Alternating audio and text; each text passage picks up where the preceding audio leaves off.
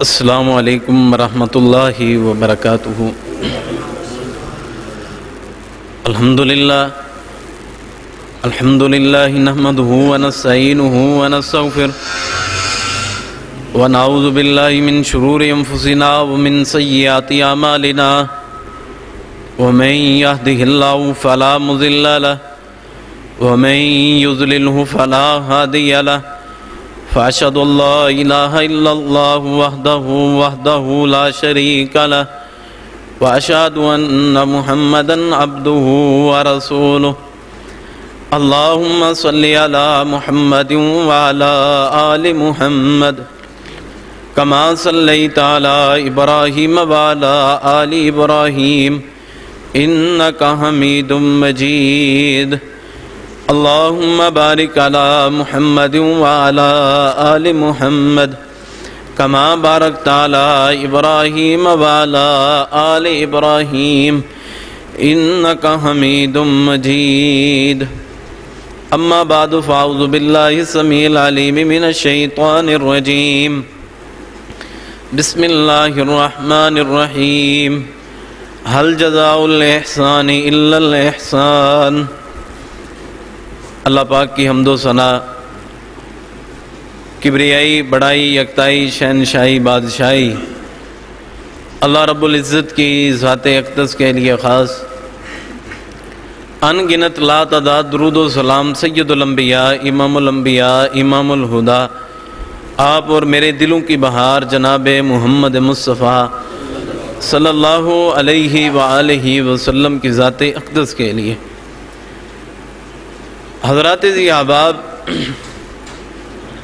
میں نے آپ احباب کے سامنے قرآن مجید کا ایک چھوٹا سا مقام تلاوت کی ہے۔ اللہ سے دعا ہے کہ اللہ تعالی حق اور سچ بیان کرنے کی توفیق نصیب فرمائے، اور بیان کرنے کے بعد ہم سب کو عمل کی بھی توفیق نصیب فرمائے۔ احباب ذی وقار، دنیا میں جو بھی انسان ہے، جس طبقے سے تعلق رکھتا ہے، وہ یہ بندہ چاہتا ہے کہ لوگ میرے ساتھ اچھائیاں کریں، لوگ مجھے اچھا جانیں، لوگ میری عزت کریں، لوگ میری تکریم کریں، لوگ مجھے سلوٹ پیش کریں، میں لوگوں کے ہاں معزز ہو جاؤں، میں لوگوں کے ہاں پیارا ہو جاؤں۔ اور یہی اصول اللہ تعالیٰ نے بڑے پیارے انداز کے ساتھ سمجھایا اور فرمایا حل جزاء الاحسان الا الاحسان، کہ جو بندہ دنیا میں جس بندے کے ساتھ نیکی کرے گا، اللہ تعالیٰ اس نیکی کا بدلہ دنیا میں بھی عطا فرمائیں گے، اور اس نیکی کا بدلہ اللہ تعالیٰ آخرت میں بھی دیں گے۔ جسے ہم یہ کہتے ہیں کہ جیسی کرنی ویسی بھرنی، ہم یہ کہاوتیں یا مثالیں کر بلا سو ہو بلا، ہم یہ مثالیں دیتے ہیں کہ یار جو بندہ جس کے ساتھ اچھائی کرتا ہے اس کے ساتھ اچھائی ہوتی ہے۔ یہ بات تو ہم سمجھتے ہیں، لیکن یہ بات بھی یاد رکھیں۔ میں آپ احباب کے سامنے دو باتیں رکھنا چاہتا ہوں۔ پوری جمعۃ المبارک کے اندر دو باتوں پہ ہماری آج کی ملاقات ہوگی کہ جو بندہ جس بندے کے ساتھ نیکی کرے گا اس کے ساتھ نیکی ضرور ہوگی۔ یہ تو ہم بھی قبول کرتے ہیں، یار یہ اصول بہت اچھا ہے، یہ ہمارے دل کو اچھا لگتا ہے۔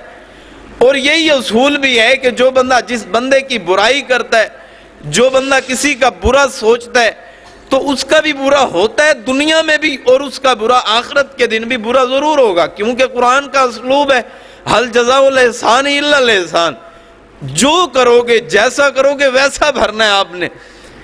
تو احباب ذی وقار، ہر بندہ یہ چاہتا ہے کہ میری لوگ عزت کریں، میری لوگ تکریم کریں، لوگوں کے ہاں میں معزز ہو جاؤں۔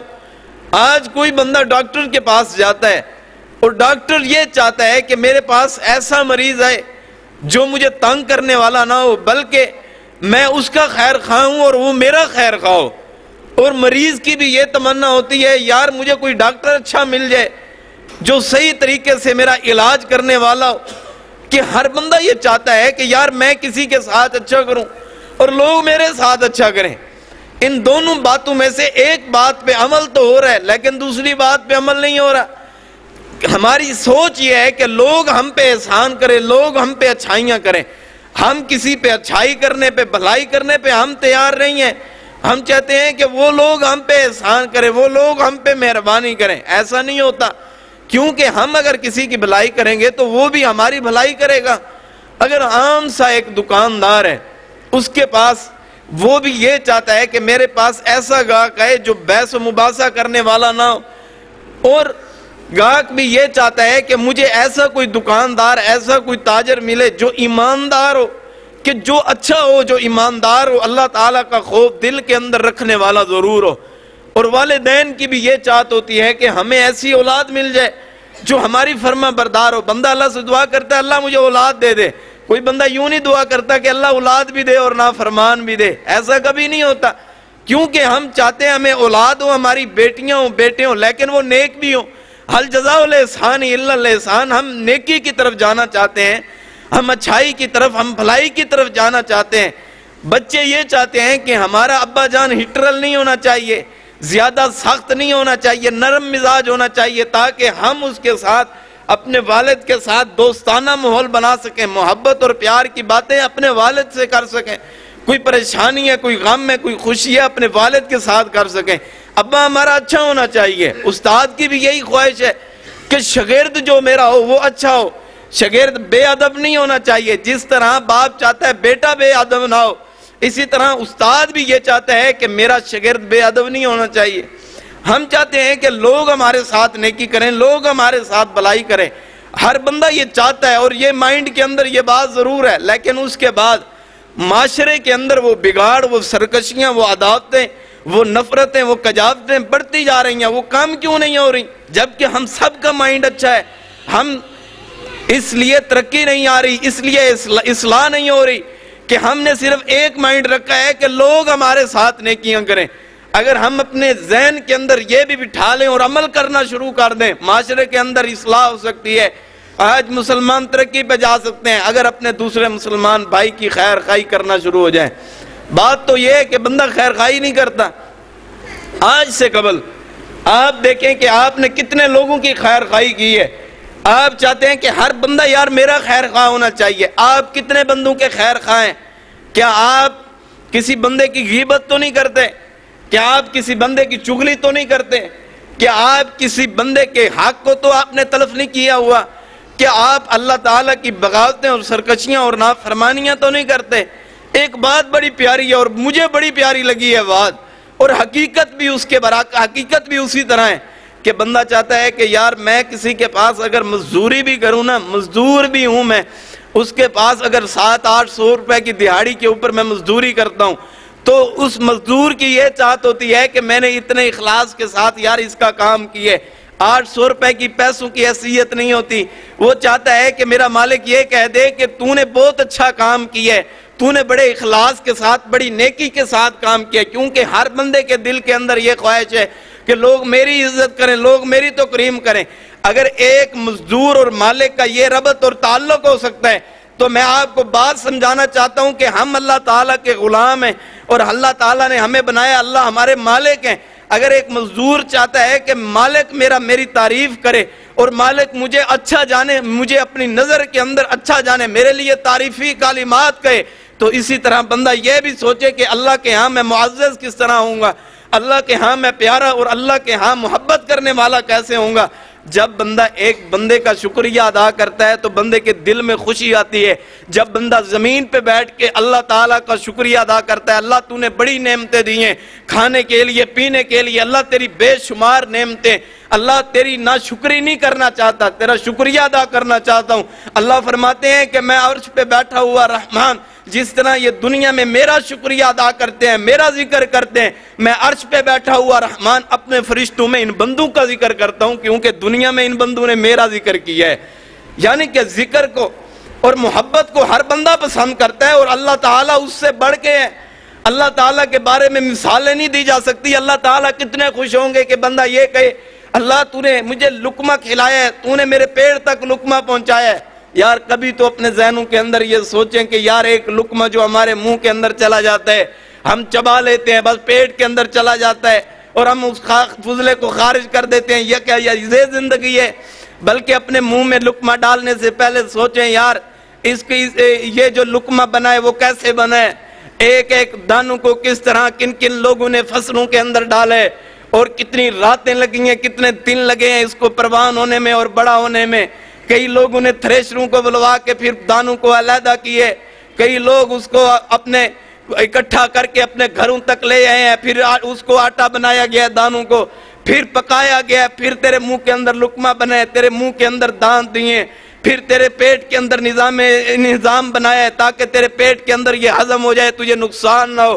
ایک لقمے کے لیے اللہ تعالیٰ نے کتنی مخلوق کو لگا دیا تیرے ایک لقمے کے لیے، کیا تو ہر لقمے کے اوپر الحمدللہ نہیں کہہ سکتا؟ سانوں تے بسم اللہ پڑھنی یاد نہیں رہندی کہ بسم اللہ الرحمن الرحیم پڑھنی چاہیے دی یا نہیں پڑھنی چاہیے دی۔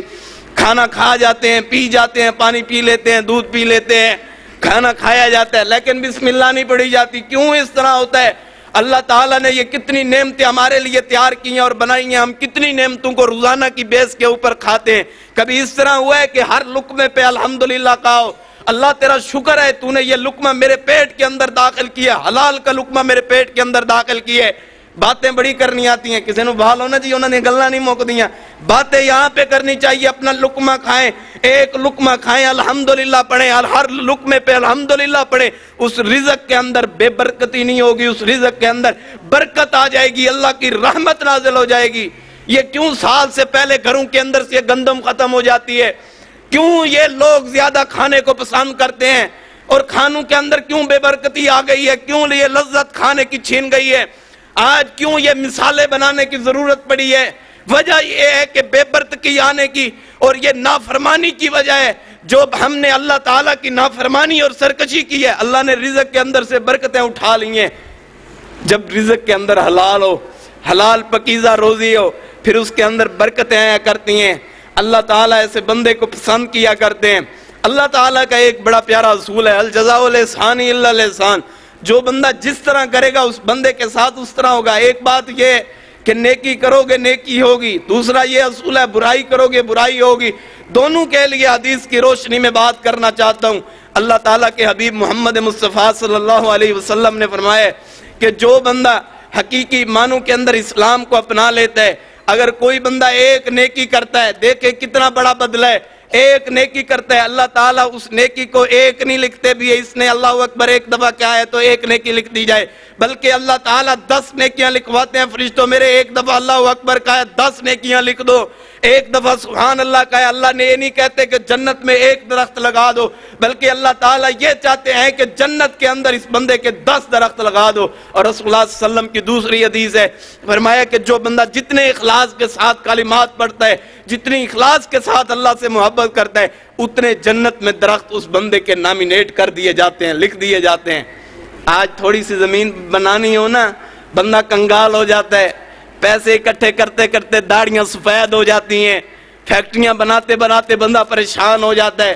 یار بندہ زمین کو خریدنے کے لیے، مکان بنانے کے لیے پریشان ہو جاتا ہے، لیکن اللہ تعالیٰ نے ایک کلمے کی وجہ سے جنت میں 10 درخت لگائے ہیں۔ اور پتہ ہے ایک درخت کی لمبائی کتنی ہے، پتہ ہے ایک درخت کی چوڑائی کتنی ہے؟ رسول اللہ صلی اللہ علیہ وسلم نے فرمایا کہ جنت کا گھوڑا اور جنت کا گھوڑا ایک درخت کے نیچے اپنی پوری رفتار کے ساتھ دوڑتا رہے 70 دن تک وہ گھوڑا دوڑتا رہے، بلکہ ایک حدیث میں تو 70 سال کا بھی آئے کہ 70 سال تک وہ گھوڑا دوڑتا رہے اپنی پوری رفتار تک۔ جب 70 سال یہ مکمل ہوں گے جہاں پہ جا کے اس بندے کا ایک درخت جنت میں جا کے پورا ہوگا۔ یہ بدلہ نہیں ہے الجزاء الاحسان الا الاحسان۔ کتنی منٹ لگتے ہیں سبحان اللہ زبان سے کہنے کے لیے، گالیاں نکلتی ہیں زبان سے۔ میں کہتا ہوں اللہ اس زبانوں کو چھل کر دے جو تیری نافرمانی کے لیے یہ زبانیں تو نے بنائی ہیں۔ یہ زبانیں اللہ نے اس لیے دی ہیں تاکہ لوگوں کی غیبت کرو، جھوٹ بولو ان زبانوں سے۔ اللہ تعالیٰ کی یہ ناشکری نہیں تو اور کیا ہے؟ کتنے منٹ لگتے ہیں سبحان اللہ کہنے کو؟ 3 سے 4 سیکنڈ نہیں لگتے سبحان اللہ کہنے سے۔ اگر ہمیں ایک دفعہ کہے اللہ اخلاص کے بل بوتے جنت میں اتنے درخت لگا دیتے ہیں، کبھی کہنے کی زحمت نہیں ہوئی۔ ہم اگر نیکی کی طرف آتے، اگر ہم اللہ کی محبت کی طرف آتے تو ہمیں بہت کچھ مل جانا تھا۔ حضرت عبداللہ بن مسعود رضی اللہ تعالیٰ عنہ فرماتے ہیں جو بندہ نیکی کرتا ہے اگر 10 گنا نیکی ہوتی ہے، اللہ تعالیٰ اسے 70 گنا بنا کے زیادہ لکھ دیتا ہے، زیادہ درج فرما دیتے ہیں، کیونکہ اس بندے نے میری محبت کے لیے یہ کیا ہے، اور میرا ہی یہ اصول ہے، میں کسی کا حق نہیں رکھا کرتا، هل جزاء الاحسان الا الاحسان۔ جو بندہ جس طرح کرے گا اس بندے کے ساتھ ویسا ضرور ہوگا، نیکی کرو گے نیکی ملے گی، برائی کرو گے برائی ملے گی۔ حضرت عبداللہ بن مسعود رضی اللہ تعالیٰ عنہ فرماتے ہیں رسول اللہ صلی اللہ علیہ وسلم نے فرمایا کہ الف لام میم، الف حرف و میم حرف، لام حرف و میم حرف، جو بندہ الف لام میم یہ 3 حرفوں کی تلاوت کرتا ہے، ایک لفظ کی تلاوت کرتا ہے، اللہ تعالیٰ اس کے نامہ اعمال میں 1-3 نیکیاں نہیں لکھتے، بلکہ اللہ تعالیٰ ہر حرف کے بدلے کے اندر اس کے نامہ اعمال کے اندر 3-3 نیکیاں لکھ دیتے ہیں، کیونکہ اللہ کا اصول ہے الجزاء الاحسان الا الاحسان۔ جو بندہ نیکی کرے گا اس بندے کے ساتھ نیکی ضرور ہو کے رہے گی۔ ہم نے نیکی کرنے کی سوچی ہی نہیں، اگر ہم نیکی کرنے کی سوچتے، اگر ہمارے دلوں کے اندر یہ تڑپ اور یہ تمنا ہوتی تو آج ہم بڑے اعلیٰ منصب پہ فیض ہو سکتے تھے۔ جنت میں ہر بندے کو اللہ تعالیٰ نے مقام دینے، آج لوگ کسی بندے کا استقبال کرنے کے لیے کھڑے ہوں، پھول لے کے کھڑے ہوں، بندہ بڑا خوش ہوتا ہے، یار میری ان لوگوں نے بڑی عزت کی ہے، میری حوصلہ افزائی کی ہے، انہوں نے بڑی عزت کی ہے، سارے لوگ باہر آئے ہوئے تھے، پھول لے کے باہر آئے ہوئے تھے، ہر بندہ سلوٹ پیش کر رہا تھا، سلام پیش کر رہا تھا۔ یاد رکھیں جنت کا استقبال اگر حاصل کرنا چاہتے ہو کہ دنیا کے استقبال کو پسند کرنا اگر چاہتے ہو، جنت کے استقبال کو پسند کرنا وظیفہ میں بتا دیتا ہوں، جنت کا استقبال پسند کرتے ہو تو پھر دنیا کے استقبالوں کو چھوڑنا پڑے گا۔ جنت کے استقبال کے لیے ایک ہی بات ہے، رسول اللہ صلی اللہ علیہ وسلم نے فرمایا، حضرت ابو ہریرہ رضی اللہ تعالیٰ عنہ صحیح سند کے ساتھ حدیث موجود ہے، فرمایا کہ جو بندہ اپنے اخلاص کے ساتھ جوڑا اللہ کے راستے کے اندر خرچ کرتا ہے، قیامت کا دن ہوگا، جنت کے ہر دروازے سے آواز آئے گی، اللہ کے پیارے میرے دروازے سے داخل ہو جائیں، آپ میرے دروازے سے داخل ہو جائیں۔ اور حضرت ابو سعید خدری رضی اللہ تعالیٰ عنہ فرماتے ہیں کہ رسول اللہ صلی اللہ علیہ وسلم نے فرمایا کہ اللہ تعالیٰ کے جتنے بھی یہ دربان فرشتے موجود ہوں گے، ہر دربان یہ کہے گا کہ آپ کی مہربانی ہوگی کہ آپ ہمارے اس دستہ شفقت کے ساتھ، آپ کی مہربانی ہوگی، ہم آپ کا استقبال کرنا چاہتے ہیں، آپ اس دروازے سے داخل ہو جائیں۔ فرشتے قیامت کے دن سلوٹ پیش کریں گے ایسے لوگوں کو جو اللہ کے راستے کے اندر جوڑا وقف کرتا ہے، جوڑا خرچ کرتا ہے۔ بندہ 5 روپے مسجد میں دے دینا، 5 دن مولوی نے گلاں سنا ہے، تو آپ کو چندہ نہیں دیتے ہم، اب آپ یہ چندہ آپ مولوی کو نہیں دیتے، کسی کے گھر کے لیے نہیں ہے، یہ اللہ کے گھر کے لیے۔ حضرت امام بخاری رحمہ اللہ نے ایک باب نقل کیے اور حدیث لے کے، جو بندہ دنیا میں اللہ تعالیٰ کے گھر کو تعمیر کرتا ہے، اللہ تعالیٰ قیامت کے دن اس بندے کے لیے ایک گھر نہیں تعمیر کرتے، بلکہ اللہ تعالیٰ اس بندے کے لیے جنت میں 10 گھر تعمیر فرما دیتے ہیں۔ بندہ تیار تو الجزاء الاحسان الا الاحسان، یہ یار جھوٹا ہو سکتا ہے یا یہ کلمہ کیسے جھوٹا ہو سکتا ہے؟ اللہ کا قرآن کہتا ہے نیکی کرو گے نیکی لکھی جائے گی، اچھائی کرو گے اچھائی ہوگی تمہارے ساتھ، دنیا میں بھی اچھائی ہوگی اور آخرت کے دن بھی تمہارے ساتھ اچھائی ضرور ہو کے رہے گی، کوئی لوگ تمہارا برا نہیں کر سکتے۔ اللہ تعالیٰ جس بندے کو عزت دینے پہ ہیں، اسے ساری دنیا کے انسان مل جائیں، جن مل جائیں، اس کے رزق سے برکت نہیں اٹھا سکتے، اس کی عزت کو پامال نہیں کر سکتے، کیونکہ اب اس کی عزت کا محافظ دنیا کا کوئی سیکورٹی گارڈ نہیں بلکہ عرش پہ بیٹھا ہوا رحمان ہے، کیونکہ اس نے اللہ تعالیٰ کی شریعت کو دنیا پہ زندہ رکھا ہے، اللہ نے اس کے نام کو دنیا کے اندر اور آخرت کے اندر بلند فرما دیا ہے۔ حل جزاء الاحسان الا الاحسان، نیکی کرو گے نیکی لکھی جائے گی، اگر تم نیکی نہ کرو گے تو نیکی کیا لکھی جانی ہے؟ کیا نیکیاں کی ہیں؟ یہ ہے جنتی لوگوں کا استقبال قیامت کے دن، ان لوگوں کا ہوگا۔ اللہ تعالی ہمارا بھی نام ان نیک لوگوں میں سے شمار فرما دے۔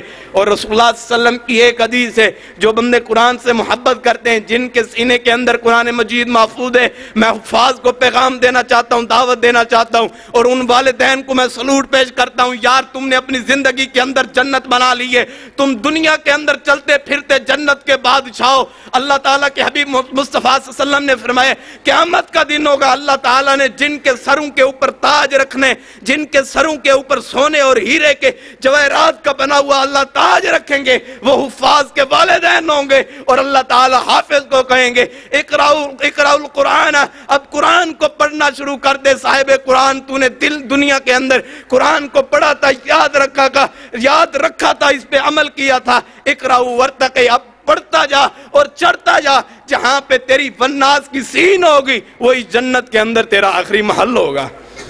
हल जज़ाउल एहसान इल्लल एहसान, नेकी करोगे नेकी होगी, बुरा करोगे बुरा होगा। अगर दुनिया के अंदर चाहते हो क़यामत के दिन प्रोटोकॉल मिल जाए, दीन की दावत की तरफ, कुरान की दावत की तरफ, हदीस की दावत की तरफ, अल्लाह की मोहब्बत की तरफ आना पड़ेगा। दुनिया की नफरतों को, दुनिया की कदावतों को छोड़ना पड़ेगा। लोगों के साथ भलाई करना तुम्हारा काम है।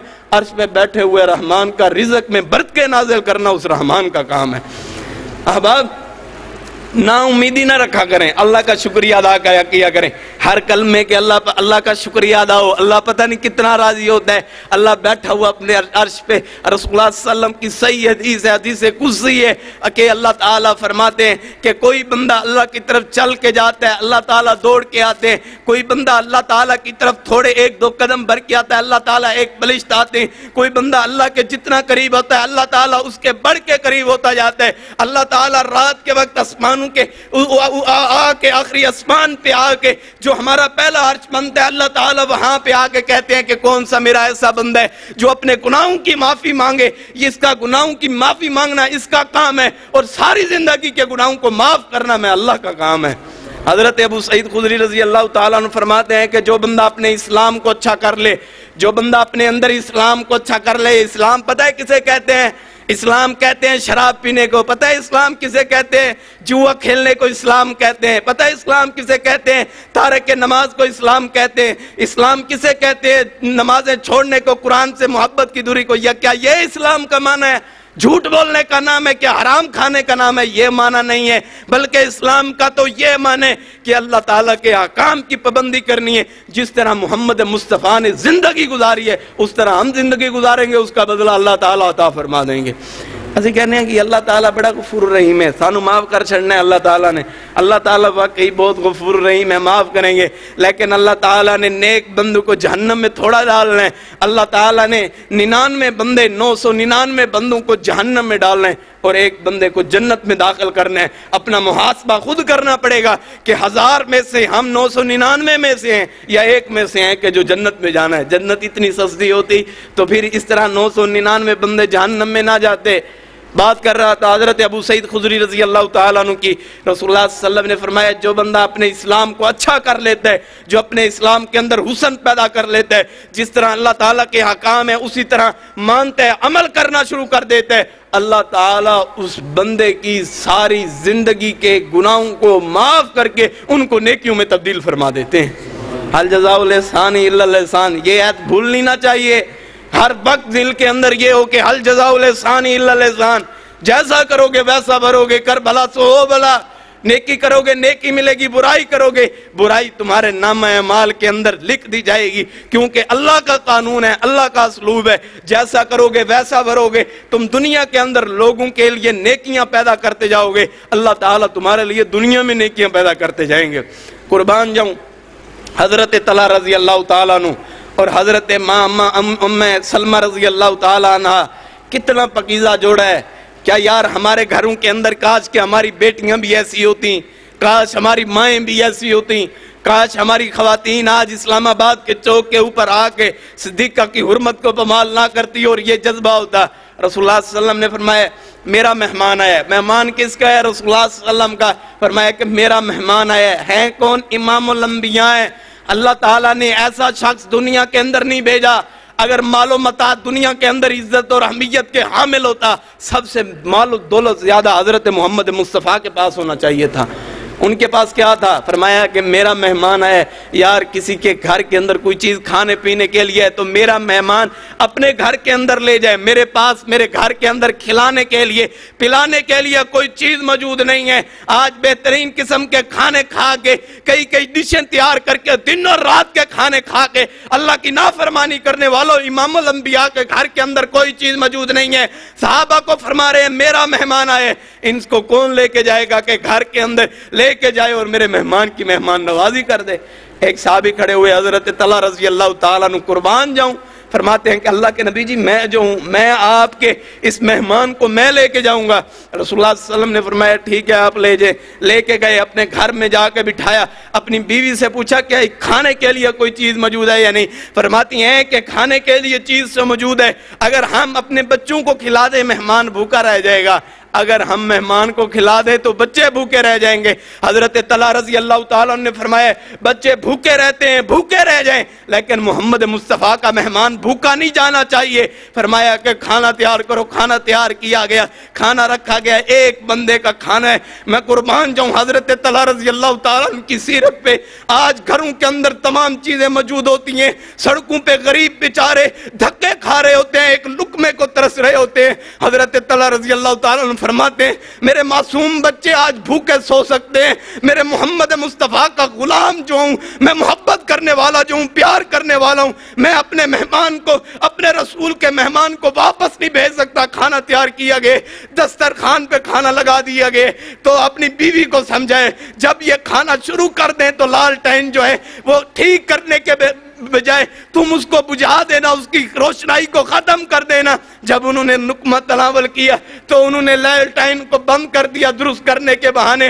حضرت طلحہ رضی اللہ تعالیٰ عنہ بیٹھے اپنا منہ ایسے ہلا رہے ہیں، ایسے ہلا رہے ہیں، مہمان کو پتہ لگے کہ حضرت طلحہ بھی ساتھ کھا رہے ہیں، لیکن اللہ تعالیٰ کو پتہ ہے حضرت طلحہ اپنے منہ کے اندر لقمہ نہیں داخل کر لے، کیونکہ ان کے گھر کے اندر مہمان آئے، کیونکہ انہوں نے نیکی حاصل کرنی ہے، کیونکہ وہ بھلائی چاہتے ہیں، اللہ کی محبت چاہتے ہیں، کیونکہ وہ اللہ کا پیار چاہتے ہیں۔ اپنے منہ کو دہراتے رہے، لقمہ منہ کے اندر نہیں ہے، لیکن اس طرح ناٹک کرتے رہے، چباتے رہے، لقمہ منہ کے اندر نہیں ہے، اس طرح ہی وہ اپنے منہ کو ہلاتے رہے۔ اور اللہ تعالیٰ نے جب صبح ہوئی تو رسول اللہ صلی اللہ علیہ وسلم کے پاس چلتے ہوئے جا رہے ہیں، تو رسول اللہ صلی اللہ علیہ وسلم دیکھتے ہوئے مسکرا پڑے، فرمایا کہ طلحہ یار تو نے کون سا کام کیے، کون سی نیکی کی ہے؟ اللہ تعالیٰ عرش پہ بیٹھے ہوئے تیری وجہ سے مسکرائے ہیں، اور اللہ تعالیٰ نے جبریل کو نازل کر کے یہ پیغام دیے آج تو نے مہمان کی قدر کی ہے۔ اللہ نے تیری مہمانی کی قدر کرتے ہوئے تمہارے میاں بیوی کے لیے،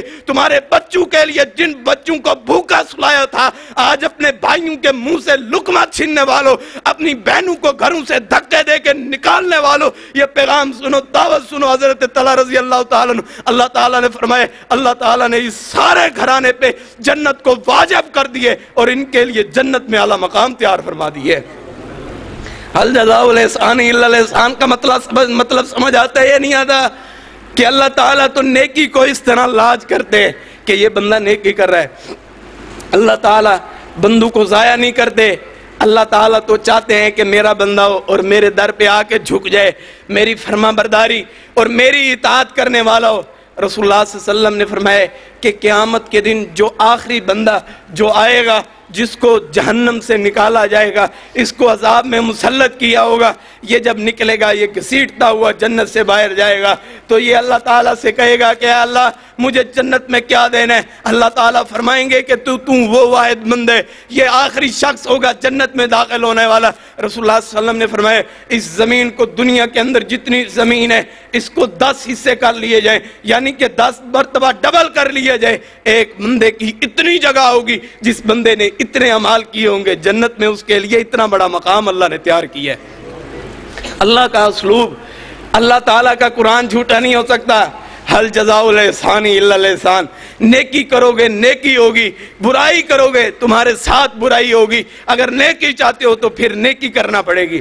حضرت محمد مصطفیٰ صلی اللہ علیہ وسلم کے پاس ایک صحابی آئے، روتے ہوئے آئے، فرمانے لگے کہ اللہ کے نبی جی ہمارے گھر کے اندر کھانے پینے کے لیے کوئی چیز مہیا نہیں ہوتی، میں غریب بندہ ہوں لیکن آپ سے محبت کرنے والا ہوں، میرے گھر کے ساتھ ایک یہودی کا گھر ہے، اس کی کھجور ٹیڑھی ہے، اور جب پرندے بیٹھتے ہیں اس کی کھجوریں ہمارے گھر کے اندر گر جاتی ہیں، میرے چھوٹے چھوٹے بچے ان کو اٹھا کے منہ میں ڈال لیتے ہیں، جب اس یہودی کو پتہ لگتا ہے وہ بچوں کے چہروں کے اوپر تماچے مارتا ہے، اللہ کے نبی جی میں اپنے بچوں کے رونے کو دیکھ نہیں سکتا، اللہ کے نبی جی کچھ کیجئے۔ رسول اللہ صلی اللہ علیہ وسلم نے فرمایا کہ اس یہودی کو بلا کے لاؤ۔ یہودی کو بلایا گیا، رسول اللہ صلی اللہ علیہ وسلم نے فرمایا کہ یار بتا کیا لینا چاہتا ہے، میں تجھے جنت میں اللہ تعالیٰ سے درخت، جنت میں اس کے بدلے میں کھجور کا درخت لے کے دوں گا، تو یہ درخت عنایت کر دے۔ یہ کہتا ہے کہ اتنی قیمت کا میرا درخت نہیں ہے، مجھے جنت کے درختوں کی ضرورت نہیں ہے، اٹھ کے اپنے گھر میں چلا گیا۔ ایک سائیڈ پہ صحابی بیٹھے ہیں، ان کو پتہ لگا کہ یہ بات ہے، تو آئے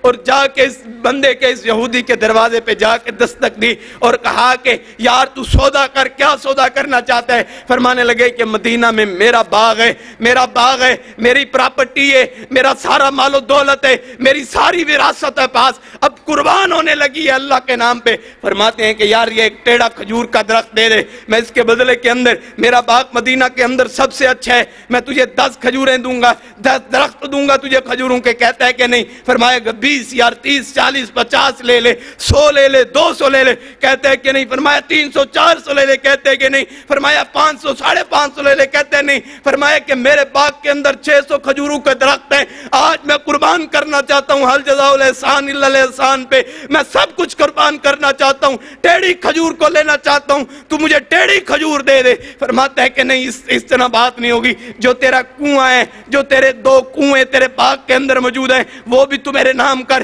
600 کھجوروں کے درخت بھی تو میرے نام کر, اپنا گھر بھی میرے نام کر, پھر یہ ٹیڑھی کھجور دوں گا. اس کو پتا تھا اس صحابی کو کہ حل جزاء الاحسان الا الاحسان کا مطلب کے مقصد کے جنت کے اندر ایک کھجور کی قدر کے قیمت کے. فرماتے ہیں کہ 600 کھجور تیرے نام درخت کر دیتا ہوں, اپنا گھر بھی تیرے نام ہے, اپنے 2 کنویں بھی تیرے نام ہے. اس کو لیا اور اپنے باغ کی طرف جا رہے ہیں. جب باغ کے دروازے پہ پہنچے, اندر جانا گوارا نہیں کیا, اب سودا ہو گئے. اللہ کی محبت کے لیے, اللہ کے پیار کے لیے سب کچھ قربان ہو سکتا ہے. فرماتے ہیں اپنے بیوی کو آواز دی, اپنے بچوں کو آواز دی. بچے جب آئے, چھوٹے بچے تھے, ان کے ہاتھوں کے اندر کھجوریں تھیں, اپنے ہاتھوں سے پکڑ کے باغ کے اندر ڈال دی. اب سودا ہو گئے, اب ہم اس باغ سے ایک کھجور بھی نہیں لے سکتے. سب کچھ قربان کر کے رسول اللہ صلی اللہ علیہ وسلم کے پاس پہنچ گئے. اللہ کے نبی جی, وہ جو کھجور آپ کو چاہیے تھی وہ میں نے ٹیڑھی کھجور خرید لی ہے. فرمایا کہ اے پیارے, تو نے ٹیڑھی کھجور کرنے کا ادھر سودا کیے, اوپر عرش پہ بیٹھا ہوا رحمان تجھ پہ راضی ہو گئے. تیرے لیے اللہ نے جنت میں محلات کو تعمیر فرما دیے. تم پہ اللہ راضی ہے, تمہارے بچوں پہ, بیوی پہ راضی ہے, تم پہ راضی ہے. بیوی نے یہ نہیں کہا کہ ہن کتوں کھاواں گے, سارا کچھ تے اللہ دے رستے دے آئے ہو, ہن کتوں کھاواں گے, بچوں نوں کی پلاواں گے. نہیں, فکر اس بات کی, فکر یہ ہے کہ اللہ راضی ہو جائے, اللہ کی محبت قائم ہو جائے, اللہ تعالیٰ کا پیار قائم ہو جائے. چاہت یہ ہے, تمنا یہ ہے. تو اللہ تعالیٰ نے حل جزاء الاحسان الا الاحسان کا مطلب اور معنی اور کس طرح اللہ نے بدلا دیے کہ دنیا کی تاریخ آج بھی پڑھتی ہے, آج بھی دہراتی ہے کہ کس قدر اس معنی کا, اس مطلب کا, اس مقصد کا مطلب کیا ہے, معنی کیا ہے اس مطلب کا, حل جزاء الاحسان کا مطلب کیا ہے, اسلام کا کیا مطلب ہے. امام ابن حجر العسقلانی رحمہ اللہ فرماتے ہیں بندہ اپنے اندر اسلام میں اگر چاہتا ہے کہ اسلام کے دائرے کے اندر آ جائے, اس کا عقیدہ درست ہونا چاہیے.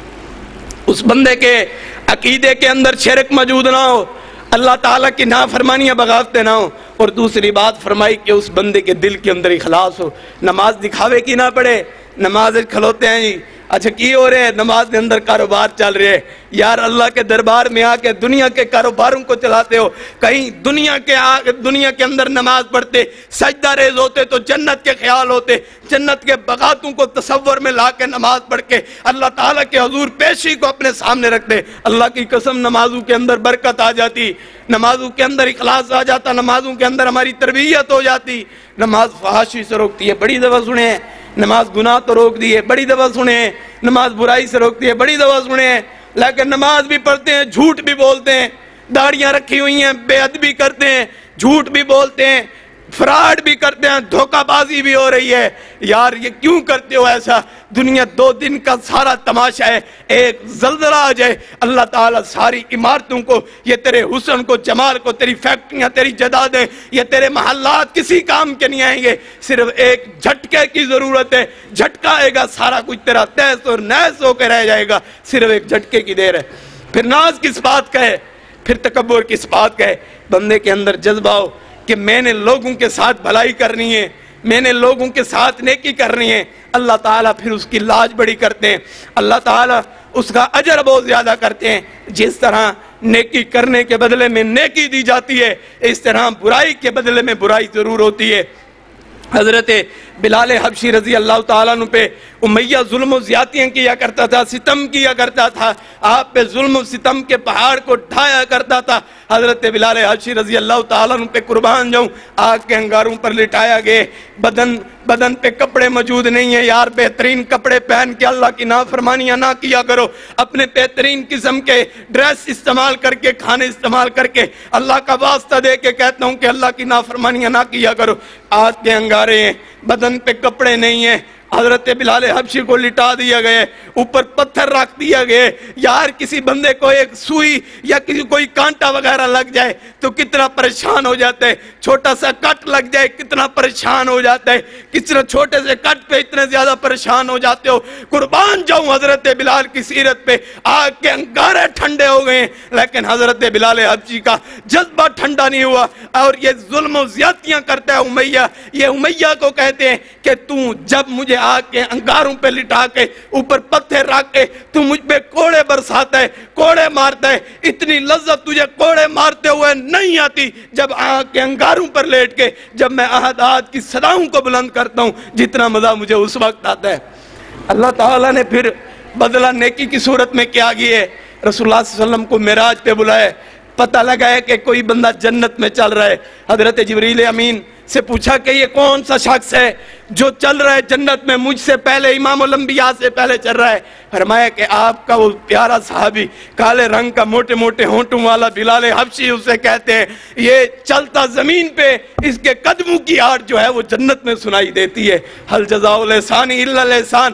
اور پھر اس طرح ہوا کہ جس بندے نے بیت اللہ کی چھت پہ کھڑے ہو کے اذان دی ہے اس کا نام بلال حبشی ہے، جسے اذان سکھائی گئی ہے، مؤذن جسے قرار دیا گئے۔ رسول اللہ صلی اللہ علیہ وسلم خواہش کرتے تھے کہ بلال اذان دے دو، بلال اذان دے دو۔ رسول اللہ صلی اللہ علیہ وسلم دیکھتے تھے اپنی آنکھوں کے ذریعے بلال کے چہرے کو، اور بلال کو کہتے تھے کہ کعبہ کی چھت کے اوپر کھڑے ہو کے اذان دینی ہے۔ کسی صحابی کو یہ شرف اور مقام حاصل نہیں ہے جو حضرت بلال حبشی کو حاصل ہے۔ حل جزاء الاحسان الا الاحسان۔ اور جب امیہ ظلم کرتا تھا تو ایک دن پھر وہ بھی ہے، ظلم کا بدلہ ظلم ہوا کرتا ہے۔ آج بادشاہت اور چدراہٹ جو ہے وہ ختم ہو سکتی ہے، امیہ ظلم کیا کرتا ہے۔ امیہ نے یہ ظلم و ستم کی جو چکی بنائی ہوئی ہے، تو پھر ایک دن وہ بھی آیا، حضرت بلال حبشی رضی اللہ تعالیٰ عنہ کے ہاتھ میں تلوار ہے، امیہ آگے آگے دوڑ رہا ہے۔ اللہ تعالیٰ نے اصول سمجھا دیا، ظلم کرو گے دنیا میں ظلم ہوگا، ستم ہوگا، برائی کرو گے برائی ہوگا۔ حضرت بلال حبشی رضی اللہ تعالیٰ عنہ نے اس ظالم کو واصل جہنم کیے۔ اللہ نے یہ اصول سمجھائے، اگر کسی کے ساتھ برائی کرو گے تمہارے ساتھ بھی برائی ضرور ہو کے رہے گی، اگر نیکی کرو گے تمہارے ساتھ بھی نیکی ضرور ہوگی، کیونکہ اللہ کا اسلوب ہے، اللہ کا قانون ہے۔ حل جزاء الاحسان الا الاحسان، نیکی کرو گے نیکی ہوگی۔ حضرت عبداللہ بن مسعود رضی اللہ تعالیٰ عنہ، ان کے سر کے اوپر ابو جہل ظالم دجال یہ سر کے اندر چھوٹے چھوٹے زخم کیا کرتا ہے، تلوار کے ساتھ چھوٹے چھوٹے زخم کرتا ہے، ظلم کرتا ہے، ستم کرتا ہے، مارنا نہیں چاہتا لیکن اذیت دینا چاہتا ہے، تکلیف دینا چاہتا ہے، تکلیف میں مبتلا رکھنا چاہتا ہے۔ ایک دن وہ بھی آیا، چھاتی کے اوپر حضرت عبداللہ بن مسعود بیٹھے ہوئے ہیں اس دجال کی، بیٹھ کے کہتے ہیں وہ دن یاد کر جب تو میرے سر کے اندر چھوٹے چھوٹے زخم کیا کرتا تھا، بس فرق اتنے، تو مجھے زمین پہ لٹاتا تھا، میں نے بھی تجھے زمین پہ لٹائے، تو میری چھاتی پہ بیٹھتا تھا، میں بھی تیری چھاتی پہ بیٹھا ہوں، بس فرق اتنے، تیرے ہاتھ میں نئی تلوار ہوتی تھی، میرے ہاتھ میں پرانی تلوار ہوتی تھی۔ حضرت عبداللہ بن مسعود رضی اللہ تعالیٰ نے تلوار پکڑ کے اس ظالم کا سر قلم کر دیے اور اسلوب اور طریقہ سمجھا دیے۔ حل جزاء الاحسان الا الاحسان، نیکی کرو گے نیکی لکھی جائے گی، اگر برائی کرو گے برائی لکھی جائے گی۔ آئیں اپنے ساتھ نیکی کریں، اپنے مخلص بن کے رہ جائیں، اگر خود کے ساتھ اخلاص چاہتے ہیں، اگر چاہتے ہیں دنیا اور آخرت سمجھ جائے، صرف ایک ہی اسلوب، صرف ایک ہی طریقہ، وہ یاد رکھیں، حل جزاء الاحسان الا الاحسان، جیسا کرو گے ویسا برو گے، کر بھلا سو ہو بھلا۔ آئیں اللہ کے حضور آ کے سچے اور پکے مانے ہو کے اللہ سے توبہ کر لیں، اپنے گناہوں کی معافی مانگ لیں، لوگوں کے ساتھ بھلائیوں کا، اپنے بھائیوں کے ساتھ اظہار محبت کے رشتے کو قائم کر دیں، اپنی بھائیوں اپنی بہنوں کو اپنے قریب کر لیں، اپنے والدین کو قریب کر کے بھلائی کے اس معاشرے کو بنا دیں، پھر ایسا ایسا یہ معاشرہ ترقی کی طرف چلا جائے گا اور اللہ کا یہ اسلوب اور قانون یہ غالب آ جائے گا۔ حل جزاء الاحسان الا الاحسان۔ اللہ سے دعا ہے کہ اللہ تعالی ہمیں اس اسلوب پہ صحیح معنی عمل کرنے کی توفیق نصیب فرمائے۔ وآخر دعوانا الحمدللہ رب العالمین۔